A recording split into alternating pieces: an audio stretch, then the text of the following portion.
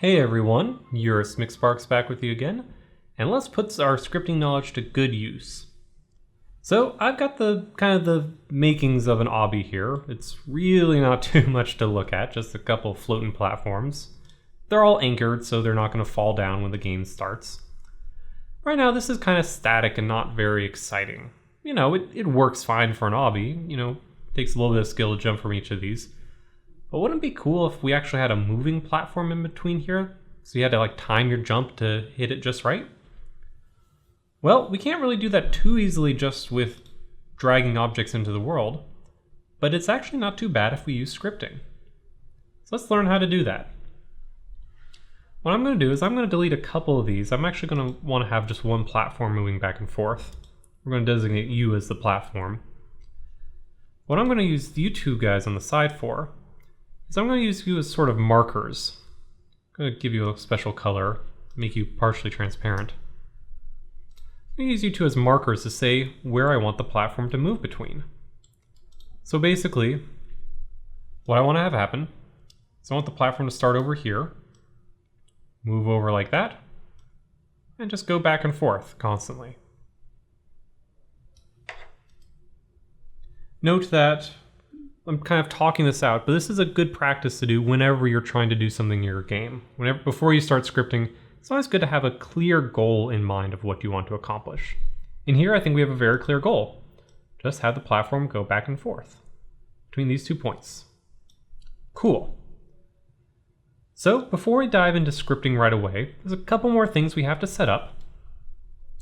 Firstly, to keep things organized, I'm going to select all these parts. I'm going to group them. They're all kind of part of the same sort of mechanism, this moving platform. They're all pretty necessary. So I think that's a good reason to group them together, to keep them nice and clumped up. Keeps everything nice and organized. And notice how here in the Explorer, now we have a new model that has all of our parts in it. The next thing I want to do is I want to give these parts a really good name.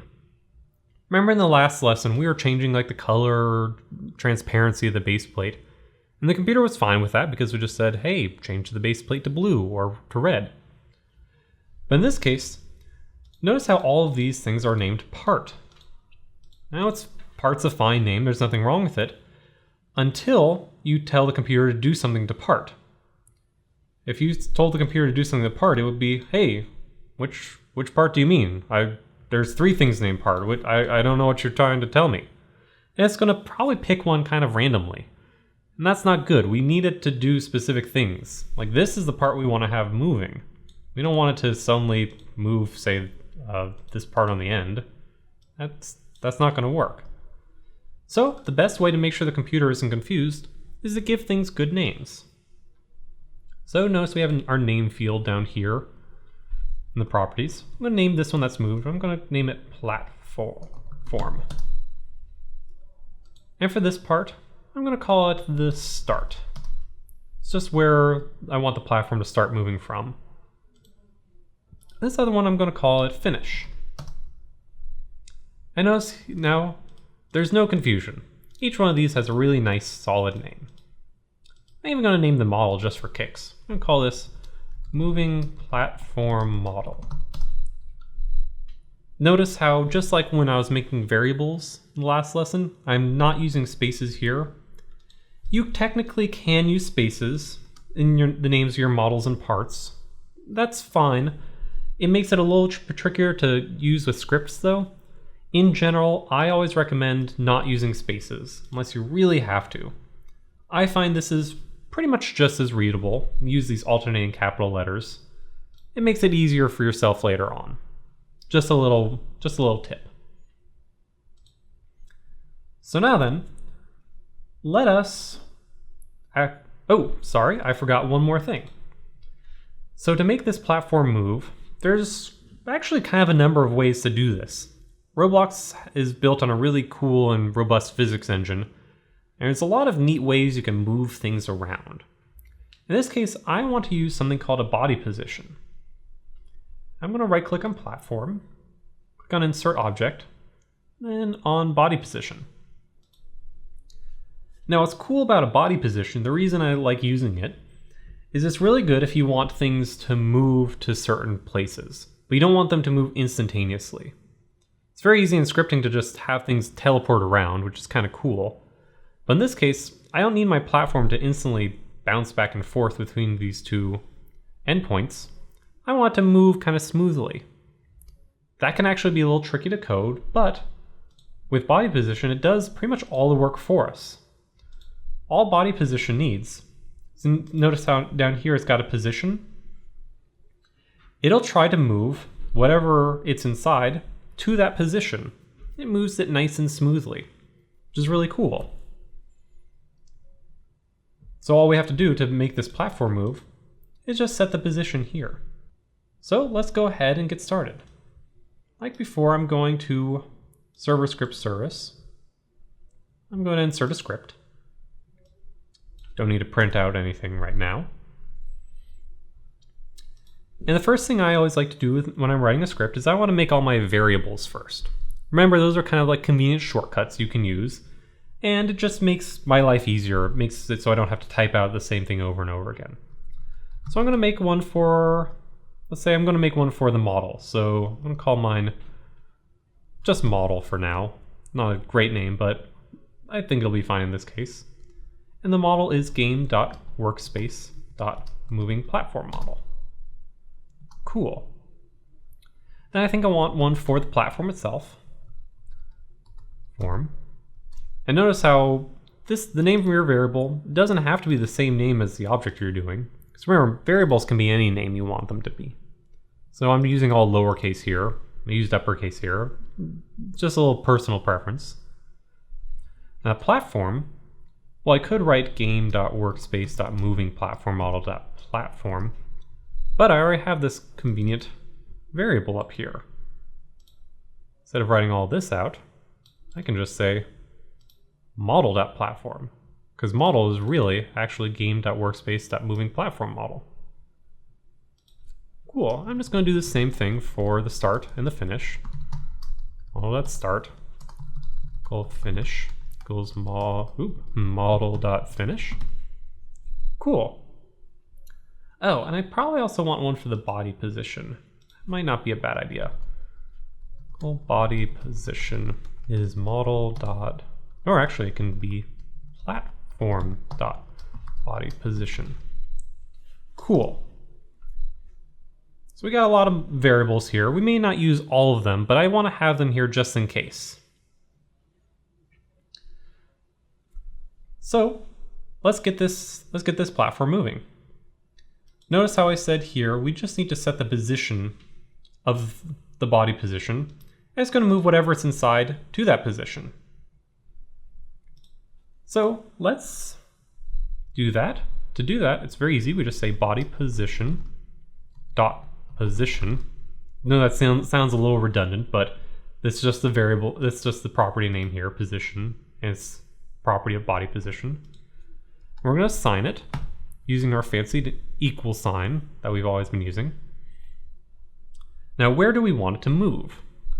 Well, we could say a number, like notice how we click on the start. Notice how its position is 0, 15.5, 16. We could use those numbers to set a specific point in space for it to go to. But I want to make sure that this works wherever I put this model. You know, let's say in the future I don't like that the platform starts here. Maybe I want it over there. Well, position's changed here. I don't want to have to go back into my script and change it there. I want to just use the position of start. Well, all we have to do is say start.position, because it will always use whatever numbers are inside the position property of start. So if we move it over here, these numbers will change, and that'll change in here. We don't have to do what's called hard coding numbers. In general, when you're scripting, you want to avoid numbers when you can. I mean, numbers are all well and great, but for some things like positions, just things like that, you sometimes want to steer clear of just typing in just random numbers, if you can avoid it. So let's actually see what this does. Oh, first thing I have to remember, platform I think is anchored. We want to make sure that's not anchored. Let's hit play solo, see what happens. Here we go. Oh, and here's our platform. It's trying to move to the start.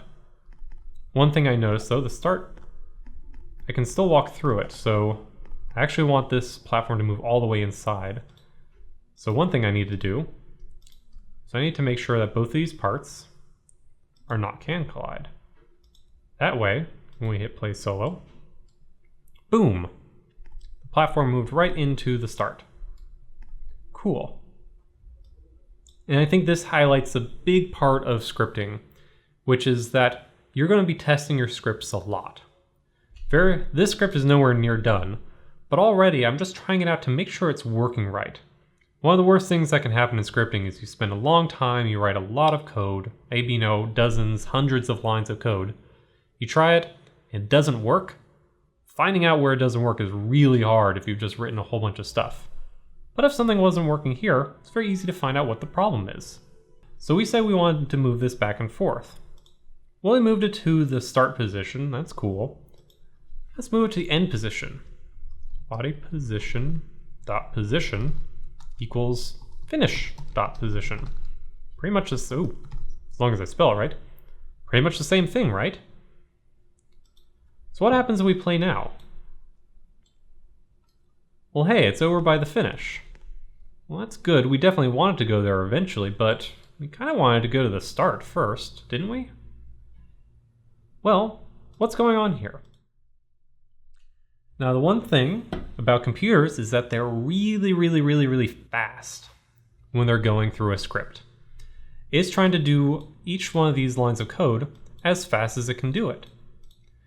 And when it gets to body position dot position equals start dot position, basically saying, I want you to move over here, the platform's like, okay, cool, I'll move over here. But a split second later, we say, hey, I actually want you to go to finish dot position. He goes, oh, okay, I guess I will instead move over here. So we need to let the script take a little bit of a break. We don't need it to go to the finish right away. We want it to just take a break, give it some time to get there, and then go to the end. So we're going to use a special command to tell the script to pause. And the special command is called wait. And all we have to do is give it a number of seconds to wait. Let's say just 6 seconds. So what will happen when this runs is we'll set all of our variables. We'll tell the platform, hey, I want you to move to the start. Then the script will say, okay, I need to just chill for 6 seconds, just twiddle my thumbs, not do anything. And then say, okay, now we want to move to the finish position. So let's see what this looks like. Okay, play solo. Okay, and move to the start. Notice how it's over here now. Let's wait a couple seconds, see what goes on, and boom. Now it's over at the finish. Really cool. So we've got it going to the start and to the finish. That's nice, but I think I kind of wanted to do it more than once. I actually kind of wanted to just do it forever. Why not? Now that puts us in an awkward position. We could tell it to wait again and then go to the, didn't mean to cut you there. Sorry, buddy. I'm going to copy you instead. We could just say, go to the start, go to the finish, and that'll work a couple times, right? It'll go this way, then it'll go that way, and wait 6 seconds, it'll go this way and that way. But it's only going to do it the number of times we've written. And while I really would love to just, have tens of thousands of lines of just doing this over and over again, there's actually a better way to do this. So I'm going to delete all this stuff down here. What I'm going to do is I'm going to use something called a loop. And loops are really cool because loops let you do the same thing over and over again without you having to retype stuff. It's a really convenient tool. What I'm going to use is something called a while loop. I want to type while true do. Now, while loops do something very specific. What they do is they, just like a function, notice how we have this end here. If you put code between the do and the end, kind of like a function, it's going to run that code over and over and over again. It's technically going to do it until whatever is in between the while and the do. It's going to do that until that resolves to false. We'll probably get into more of what exactly that means later. But for now, just understand that if you see a loop like this, while true do, it's going to go through whatever's in between these two things over and over again, basically forever, until the program stops. The code we want to do, it's going to cut this code, just put it inside, and I'm going to indent. I'm just using the tab key to push that over. Many programmers find it's much easier to read when you have things pushed in when they're between like a do and an end. And what this is going to do is, again, it's going to go line by line into our program. We're going to set all of our variables. And it's going to get to this while loop. And what it does is it says while true do. Okay, so I'm going to repeat this over and over. I'm going to go to the first line. It's going to set the start position. Then it's going to wait. It's going to set it to the finish position. It's going to wait again. Then it gets to this end. It's going to go right back to the beginning because it's in a while loop. It's going to just keep going. It's going to start here, move down, down, down, go right back to the top, down, down, down, right back to the top, and just repeat that forever. I'm going to put a much smaller weight in here so we can actually see this in action. You can see, boop, it's over here, it's over there, and you're over here, and you're over there. Whoa, you're spinning like crazy, dude. Oh, that's amazing. That looks like so much fun. So, one thing I kind of want to stop is I don't really want that spinning to happen. This is kind of a side note. One cool thing you can do for that is I'm going to insert something called a body gyro. And I think the default settings should be okay for that. Let's try that out. Ah, cool. Okay, if you like the spinning, you're welcome to keep the spinning. I kind of don't want the spinning. I think this looks much cleaner. That's great. Just bouncing back and forth between them pretty much forever. Cool. There's a couple things I might want to tweak, like if you want to change the speed of how fast it's going, you might want to change some of the variables that are in body position. The ones that are here are pretty good. I'm just going to set some ones that I've tried out before that I think work pretty nicely. Actually going to have a really big force here. You may want to fiddle with these numbers just to get in the exact behavior you want. And, no, actually I don't really like that too much. Let's lower these by a little bit. See how that goes. It's a little slow. Maybe we'll just undo it. We'll keep it the way that they were. Actually, it wasn't too bad. But this is something you'll have to play with to kind of dial in. Oh. See, it's going a little bit too fast. So these are numbers you'll probably want to dial in yourself. Like I want a little bit more max force in the Y so it keeps me elevated better. Oh, I know why those weren't working. I knew I liked these numbers. I was wondering why it wasn't working too well. Okay. The reason is because I didn't give it enough time. Let's give you a full 6 seconds to go back and forth. There we go. Hey, there's a nice even platform. And we can take it, we can ride to the other side. And hop. Cool. Oh, and twist it a little bit. I want to give the body gyro a little bit of number as well. Again, remember what I was saying about testing out your code? Every time you make kind of a big change like this, even maybe a small change, you want to try it out and see how it's working. You may have to tweak some numbers. You may have to move things around. You may not like how long it's waiting at each side. You may not like how fast it's moving. Well, feel free to fiddle with these numbers and just try it out. The essence of game design is making a mechanic writing it up in code, then trying it out a bunch of times. Chances are it's not going to work the first time you do it. You're going to have to really just repeat the process and just edit it until it gets to exactly what you want it to be. So we're running a little long here, but one thing I do want to mention before we finish, something that I think will help out this situation. I think the mechanics of this work great, and I don't want to really change the code too much about that. One thing in terms of organization, though, that I think will help is where we're putting this script. Because let's say we want to have more than one moving platform. Say I copied this model and I pasted it. Say I want to have, maybe not over there. Say we want to have 2 moving back and forth. We just run it. Notice how it's only moving one of these platforms. Well, hey, why isn't it moving the other one? Well, again, in our script, we just specified one of the models. The computer doesn't know which one we mean.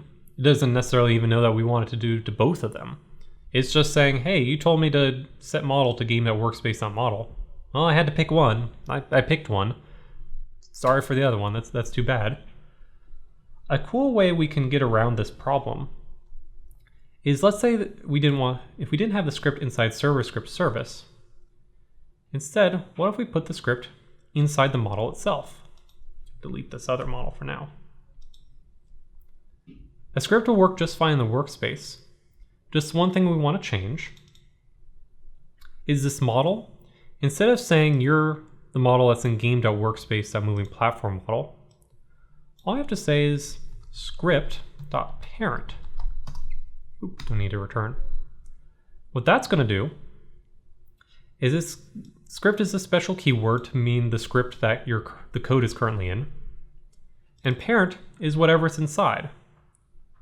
So remember before how this was game.workspace.movingPlatform model.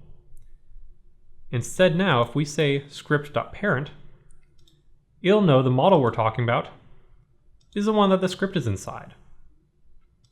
And it should still work exactly the same way as before. It is moving back and forth, that's great. But the cool thing about this is that if we copy this model, now this copy has its own script in it. And it's going to be looking, the model it's using is going to be the one that it's inside. Now if we run it, hey, we've got 2 platforms moving side by side. And great. So that way we can have any number of moving platforms that we want. Cool. Well, I'm going to call this a success. I think this works really nicely. Stay tuned though, we've got some more cool things coming up, but feel free to practice this on your own. And as I said, feel free to play around with those numbers and tune it in to get it exactly the way you like. But until the next lesson, it's UristMcSparks. See you in a few.